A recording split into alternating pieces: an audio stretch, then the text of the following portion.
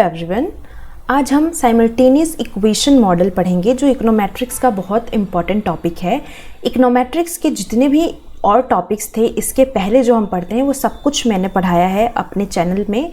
आप मेरे चैनल के प्लेलिस्ट में जाके इकोनोमेट्रिक्स के फोल्डर में जाके आप देख सकते हैं, सब कुछ मैंने सीरीज़ वाइज वहाँ पे सारे वीडियोस को अपलोड किए हैं, तो आप उसको देखिएगा, आपके लिए बहुत बेनिफिशियल होगा। आज हम इस वीडियो में साइमल्टेनियस इक्वेशन मॉडल के बारे में पढ़ेंगे और ये होते क्या हैं इसके बारे में पढ़ेंगे और हम थोड़ा थोड़ा करके पढ़ेंगे, तो उससे हम बहुत अच्छे तरीके से समझ सकते हैं चीज़ों को। मैं कोशिश कर रही हूँ कि आपको इकोनोमेट्रिक्स डिफ़िकल्ट ना लगे और हर चीज़ को मैं कवर करा सकूँ, और थोड़ा सा आपके साथ की ज़रूरत है, तो आई होप आप लोग समझेंगे। तो चलिए वीडियो को स्टार्ट करते हैं। जिसने सब्सक्राइब नहीं किया वो ज़रूर सब्सक्राइब कर लेगा।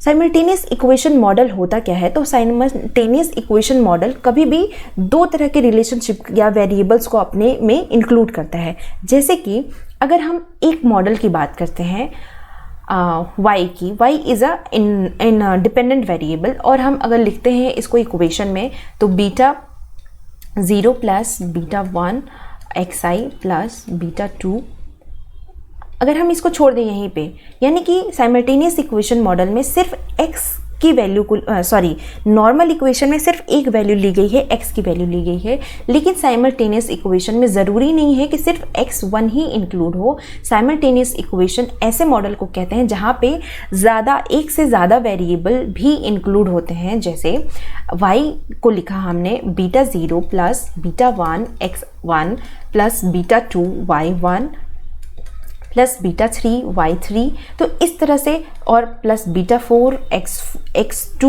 तो इस तरह की जब हमें x1 y1 x3 y2 सब मिक्स एंड मैच वेरिएबल्स हमें दी गई होती हैं, तो उन्हीं को हम बोलते हैं साइमल्टेनियस इक्वेशन। यानी एक ही इक्वेशन में बहुत सारे वेरिएबल्स इंक्लूड होते हैं, उनको बोलते हैं साइमल्टेनियस इक्वेशन। अब साइमल्टेनियस इक्वेशन जितने भी, अगर ऊपर के दो इक्वेशन को आप देखेंगे तो ऊपर के दो इक्वेशन, एक बार x इससे डिपेंडेंट है, एक बार ये इससे x से डिपेंडेंट है, तो ये इससे ऐसे इक्वेशन को हम स्ट्रक्चरल या बिहेवियरल इक्वेशन कहते हैं, जिसमें बीटा 1 बीटा 2 अल्फा 1 अल्फा 2 इनको हम स्ट्रक्चरल कोएफिशिएंट कहते हैं। तो ये हमारे स्ट्रक्चरल कोएफिशिएंट है और ये हमारे स्ट्रक्चरल इक्वेशन है। ये जो बीटा 1 और बीटा 2 ये सारे, मतलब इन सबको हम पैरामीटर्स भी बोलते हैं, लेकिन जो y के साथ इंक्लूड है इसको हम कोएफिशिएंट बोलेंगे। जो भी जॉइंट डिपेंडेंस होगा वेरिएबल का उसी को हम साइमल्टेनियस इक्वेशन बोलते हैं। और साइमल्टेनियस इक्वेशन लीनियर भी हो सकते हैं, नॉन लीनियर भी हो सकते हैं, और मिक्स्ड हो सकते हैं, या दोनों हो सकते हैं। तो साइमल्टेनियस इक्वेशन किसे कहते हैं, कैसे होते हैं, आई होप आप लोगों को समझ में आया होगा। अब अगर नंबर ऑफ इक्वेशंस होते हैं मॉडल में, वो इक्वल होंगे किसके? जस्ट डिपेंडेंट वेरिएबल के इक्वल होने चाहिए, number of jointly dependent variable के।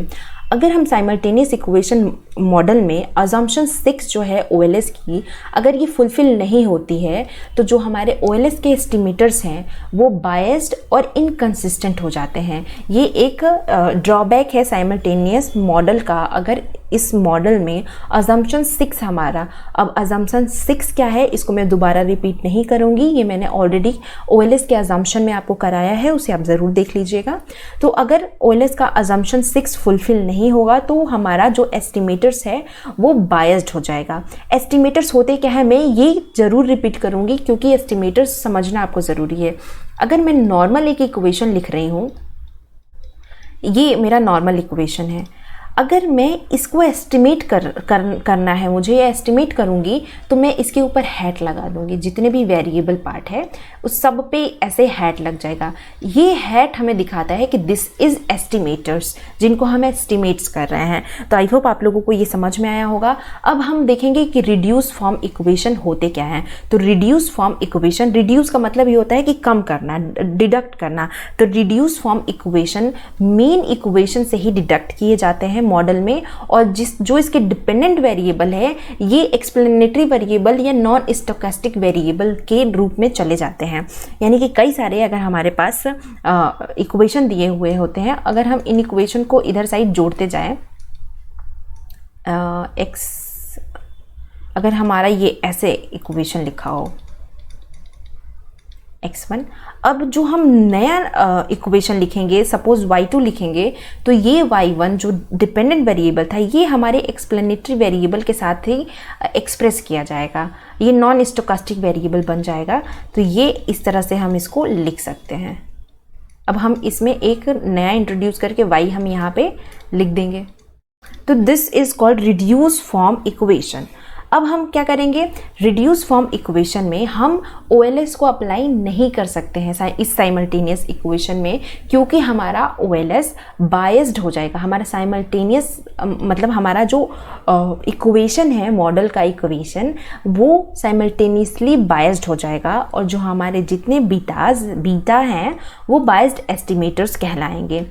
और जो हमारा एरर टर्म है एक्सप्लेनेटरी वेरिएबल का, वो कोरिलेट हो जाएगा एक दूसरे में, और जब कोरिलेट हो जाएगा तो वो एक इफिशिएंट एस्टिमेटर नहीं देगा हमारा beta.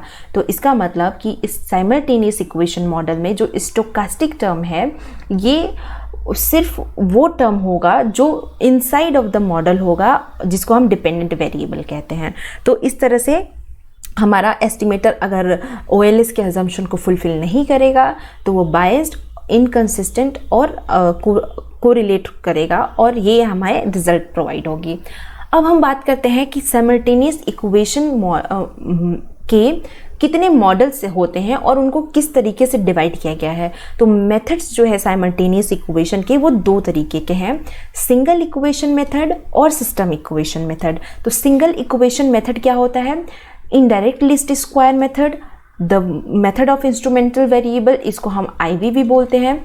To stage least square methods, limited information, maximum likelihood method, mixed estimation method, ये सारे सिंगल इक्वेशन मेथड कहलाते हैं। सिस्टम मेथड किसे कहते हैं, तो सिस्टम मेथड में ये थोड़े इससे एडवांस हैं। 3 stage least square method, full information maximum likelihood method, ये दो इंपॉर्टेंट मेथड है सिस्टम मेथड के। तो दो तरह के साइमल्टेनियस इक्वेशन मॉडल के मेथड्स हैं, सिंगल इक्वेशन और सिस्टम इक्वेशन। अब ये सारे इक्वेशन को पढ़ने से पहले हमें एक इम्पॉर्टेंट चीज़ पढ़नी है जिसका नाम है आइडेंटिफिकेशन।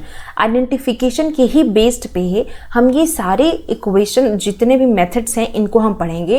ये सारे मेथड्स मैं आपको बारी बारी से करवाऊंगी। इसके पहले आइडेंटिफिकेशन पढ़ना ज़रूरी है, जो कई बार आपके एग्जाम्स में भी पूछे जाते हैं अलग अलग। तो आइडेंटिफिकेशन को मैं नेक्स्ट वीडियो में कराऊंगी, और उसके बाद मैं ये सारे, इसको सब कुछ, सारे जितने भी मेथड्स हैं इसको मैं एक्सप्लेन करूंगी। तो आई होप आप लोगों को ये वीडियो अच्छी लगी हो। अगर वीडियो अच्छी लगी हो तो सब्सक्राइब करना मत भूलिएगा, और अपने फ्रेंड के साथ ज़रूर शेयर करिएगा ताकि सबको बेनिफिट मिल सके। Thank you so much and stay tuned for next video.